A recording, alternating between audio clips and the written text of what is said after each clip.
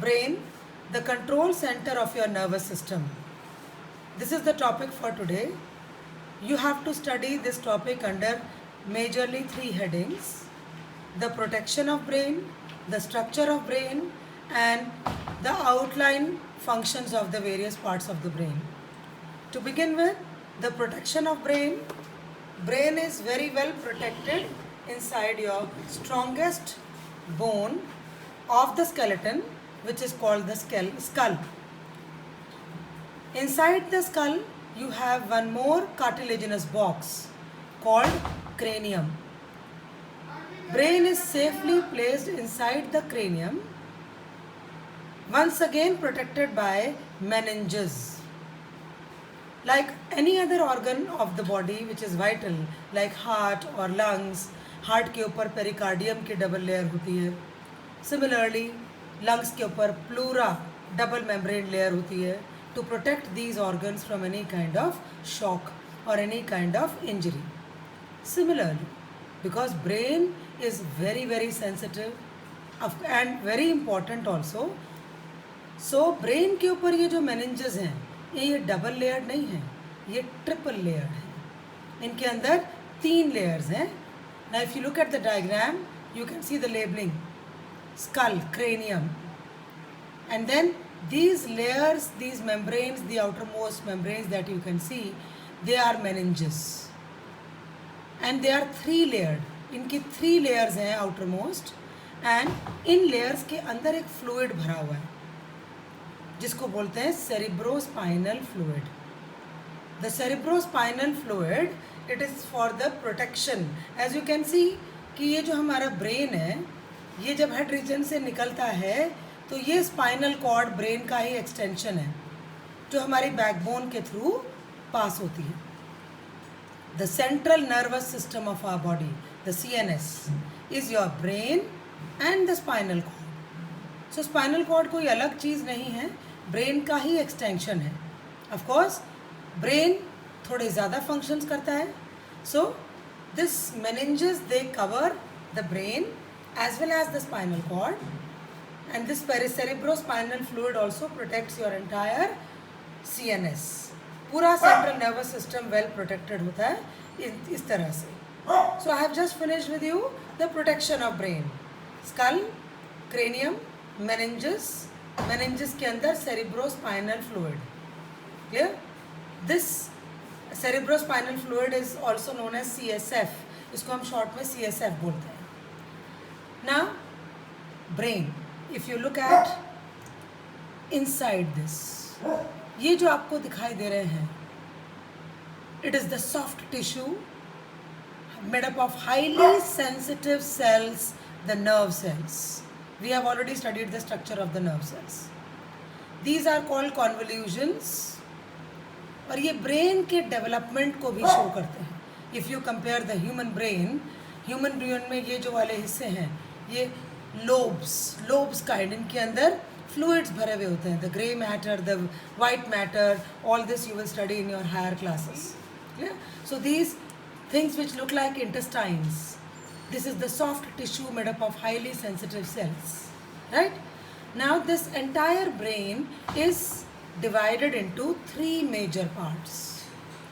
ये जो आपको दिख रहा है ये वाला पूरा हिस्सा, this is your forebrain, because this is a 2-dimensional diagram. सबसे बड़ा हिस्सा है ब्रेन का forebrain, जिसमें आपको ये forebrain का एक major labelling cerebrum. This cerebrum area is the major area in your forebrain. इसके अंदर 2 तरह के पार्ट्स होते हैं, the sensory areas and the motor areas. इस cerebrum के कुछ particular parts हैं जो सेंस ऑर्गन्स को कंट्रोल करते हैं. We have 5 receptors, आपने पिछले वीडियो में पढ़ा है. हर रिसेप्टर को कंट्रोल करने वाला इस forebrain में एक स्पेसिफिक एरिया होता है. ऑक्सीपिटल लोब, पैराइटल लोब, वो सारे चीज़ें आप हायर क्लासेस में पढ़ेंगे.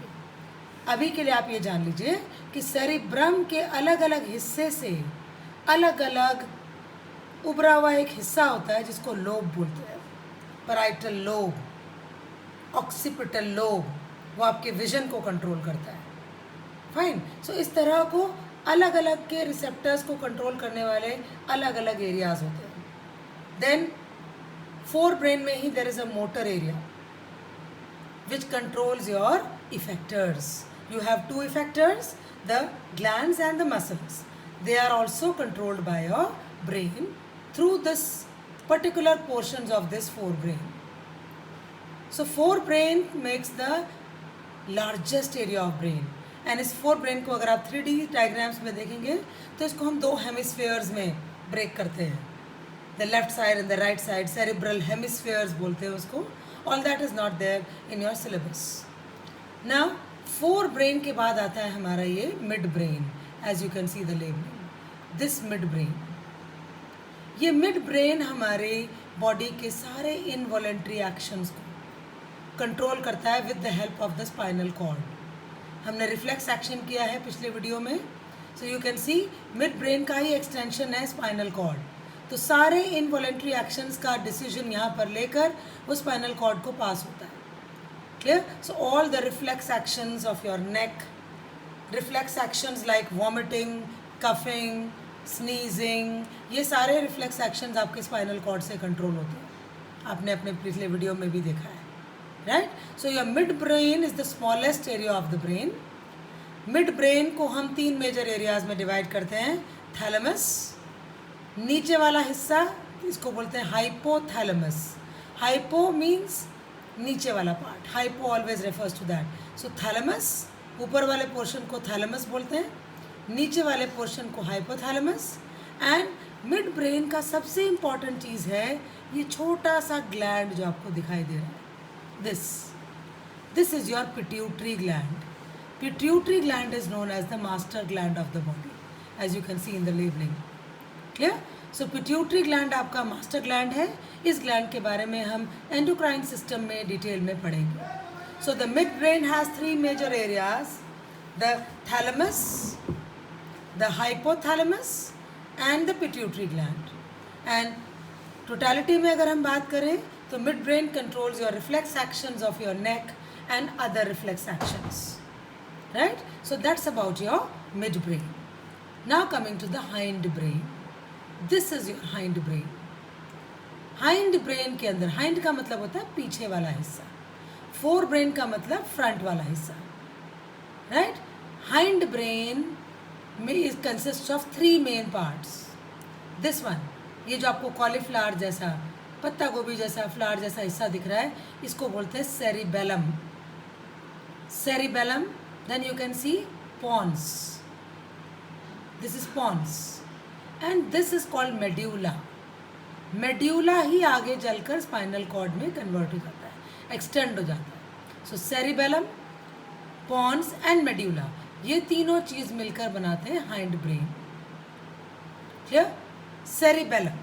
Cerebellum is responsible for maintaining your body balance, the equilibrium of the body. Whenever we are walking, whenever you are riding a bicycle, आप किसी भी तरह का बैलेंस मेंटेन करने वाला posture, body postures, आप कैसे खड़े होते हैं, आप किस तरह से चलते हैं. When people who are very good dancers, when they dance, उनकी बॉडी के postures कैसे होते हैं, all that balancing and body posture is controlled by cerebellum. The pons takes control over the respiratory system. आपके बॉडी के जो respiratory system के जो functions हैं, lungs के functions, diaphragm का contraction, breathing rate and all that is controlled by pons. And medulla को पूरे biological term में medulla oblongata बोलते हैं. And this further extends into the spinal cord, and medulla का function है to control your reflex actions. Main 4 reflex actions होते हैं हमारी बॉडी में. 4 involuntary actions like swallowing, खाना च्यू करके जब आप swallow करते हैं, then sneezing, coughing. All these actions are controlled by your medulla or the spinal cord. So हम एक बार फिर से रिवाइज कर लेते हैं. Brain majorly divided into 3 parts. This is forebrain, FORE, forebrain, brain का सामने वाला हिस्सा. This is midbrain and this is the hind brain. Largest area brain का forebrain, लेबलिंग सेरिब्रम, ये जो सेरिब्रम का आगे वाला हिस्सा है, यहाँ से आपके सारे सेंस ऑर्गन्स कंट्रोल होते हैं. Thinking, memory, drawing, speaking, learning, imagining, ये जो हमारे सारे इंटेलिजेंस को डिफाइन करने वाले फीचर्स होते हैं. Walking straight, riding a bicycle, then how you speak, how you draw, how you write, आपकी इमेजिनेशन कैसी है, लर्निंग कैसी है, all that is controlled by this frontal lobe, right? And then there are motor areas to control your effectors, there are sensory areas to control your receptors. अलग अलग different lobes हैं. Mid brain में 3 parts हैं. Upper portion को thalamus बोलते हैं, नीचे वाले पोर्शन को हाइपोथैलेमस. हाइपोथैलेमस के नीचे पिट्यूटरी ग्लैंड है which is the master gland of your body. इसकी लेबलिंग को बहुत ध्यान से देख लीजिए and you must learn the place where pituitary gland is situated. Then coming to the hind brain. Hind brain में 3 चीज़ें हैं. The cerebellum, this is cerebellum, the medulla and the pons. Cerebellum maintains body postures and body balance. Pons controls your respiratory system and medulla controls your reflex actions. Outline structure of brain and the function of brain, which is there in your course, we have already finished. Right? That's about your brain. Thank you.